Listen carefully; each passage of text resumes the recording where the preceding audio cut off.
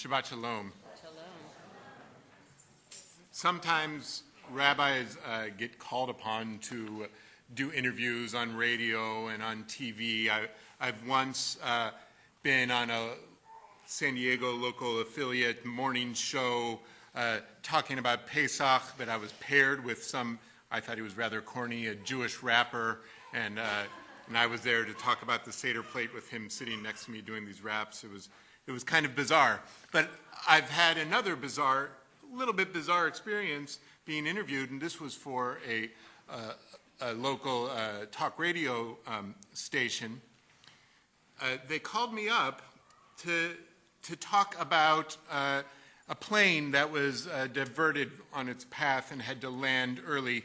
The reason the plane had to land early is because the flight attendants became alarmed with people doing weird things in the back, weird things with leather straps. And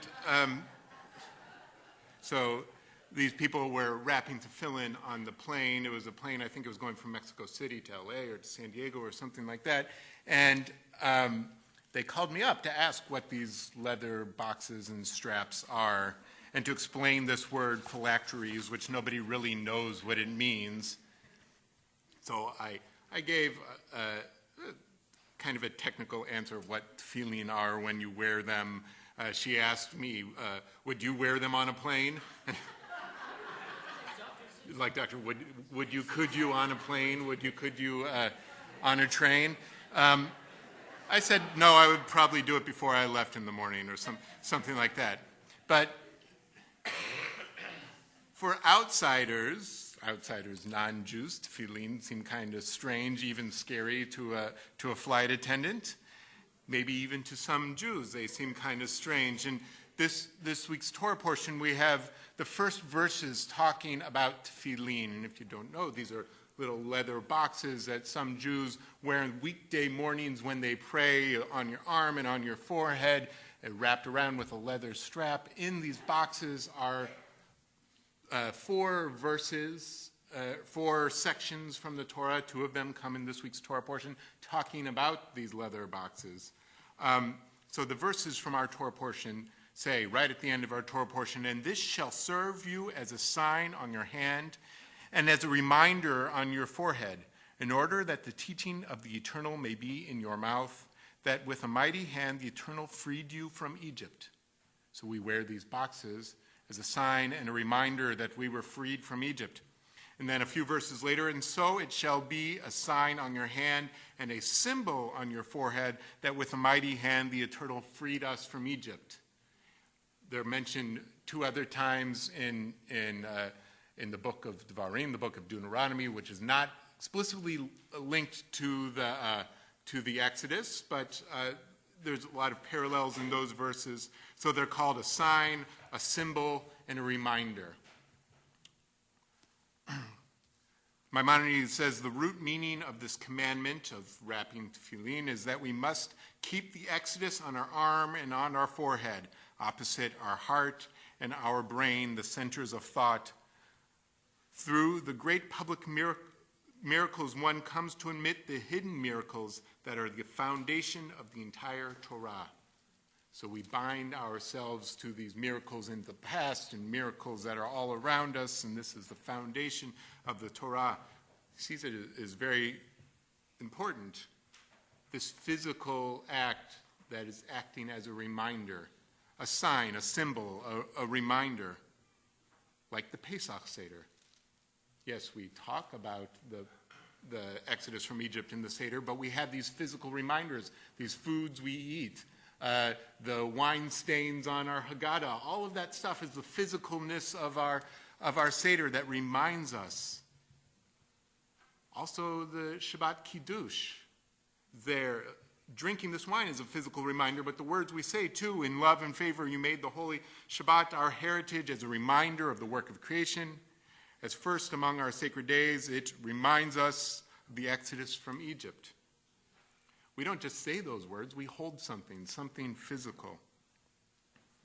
Now, most of you know that most Reformed Jews do not wrap tefillin.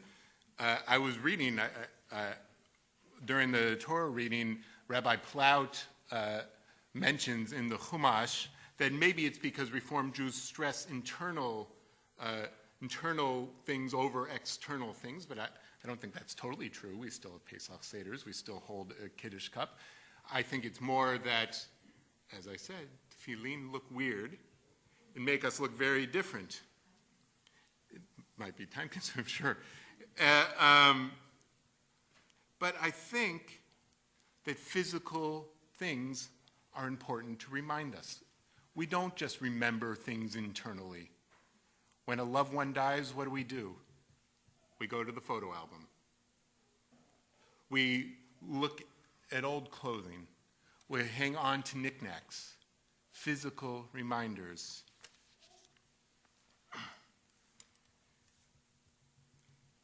I was reading in the Reform Movement's Women's Commentary for the Torah, and it has great sections after each Torah portion, a section of poetry that sheds light on the Torah portion. And I found this striking poem by Rabbi Elizabeth Tikva Sarah, who's a Reform rabbi in England.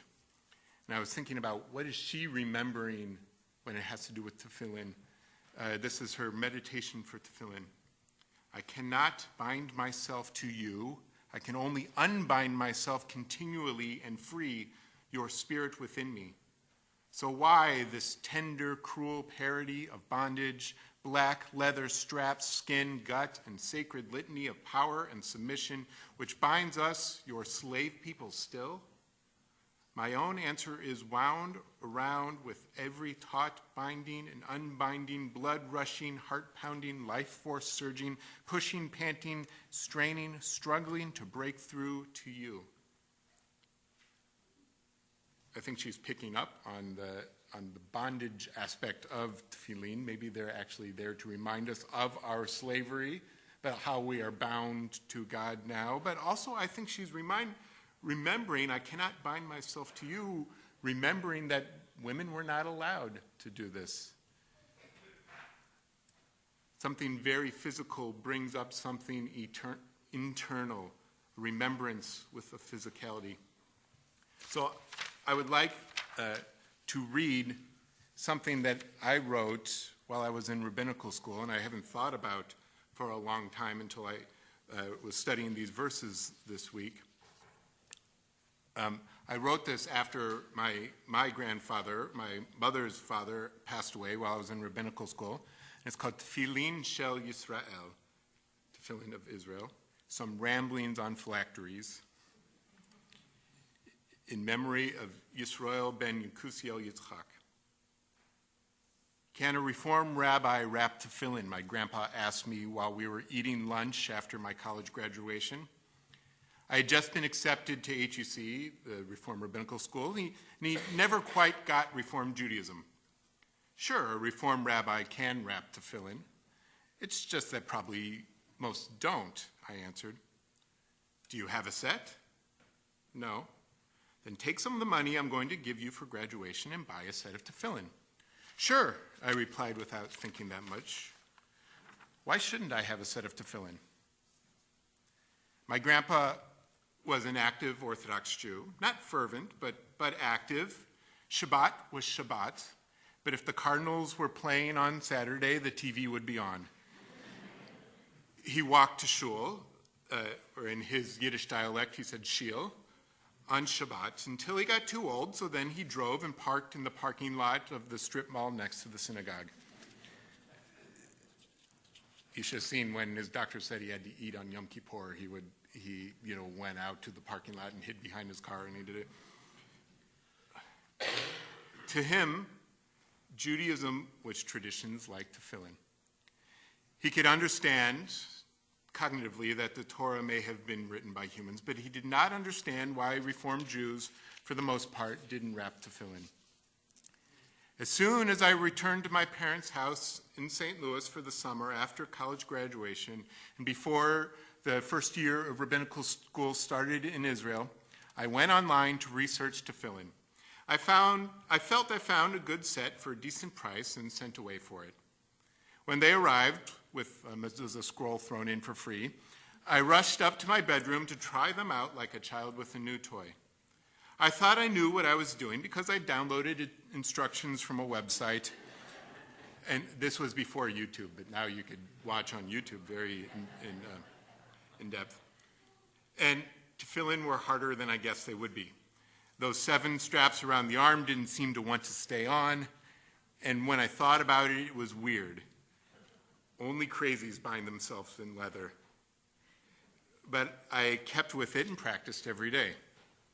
I practiced in my room because I was a little embarrassed.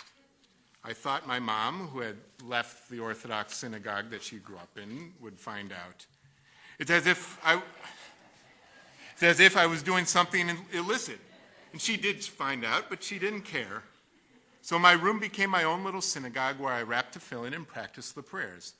And a few months later, I came to Jerusalem for my first year of rabbinical school, and I was worried that I would stand out as a tefillin wrapper. But it turned out that several of my classmates were in the same club. I never asked them why they wrapped. I told myself that I did it because of the challenge from my grandpa. I soon realized that it wasn't because my grandpa challenged me to wrap tefillin, but I wrapped because I love my grandpa. I didn't have to prove my Judaism to him. If I didn't wrap tefillin, I could still be a good Jew. I kept wrapping because this was something that was meaningful to him. Who decided for me that tefillin couldn't be meaningful for Reformed Jews? Wrapping tefillin was binding us together. Yisrael ben Yekusiel Yitzchak, Irvin Alper, my grandfather, died on Hoshana Rabbah of 5765. I asked if I could have his set of tefillin. He told me once that they were his uncle's before they were his, and he didn't know who gave them to his uncle. When I took them out of their bag, they smelled like Grandpa Irv's cologne. The knot of the tefillin shel yad was tied, the arm tefillin was tied in the Hasidic tradition, but Irv wasn't a Hasid. Maybe his uncle was. I now wear my grandpa's tefillin in my room, in my apartment. I wrote this when I had an apartment. And I use my internet set at school. Today I use both. But Irv's tefillin now smell more like me. Someday I will give them, God willing, to my grandson, or maybe one of my sons. I didn't have sons at the time. I will give them to my grandson, or maybe a granddaughter, or something that Irv probably couldn't fathom. Maybe the tefillin will bind them to me. My name is Yekutiel Yitzchak, as they bound me to Yisrael ben Yekutiel Yitzchak. These physical reminders bind us to the past. These physical reminders bind us to the future. Remembrance in Judaism, we're commanded to remember many times in the Torah for various things. Remembrance is not only about the past. It's the past, present, and future all living at the same time. And the physicality of the past, present, and the future. And sometimes we should bind it to ourselves. Shabbat Shalom.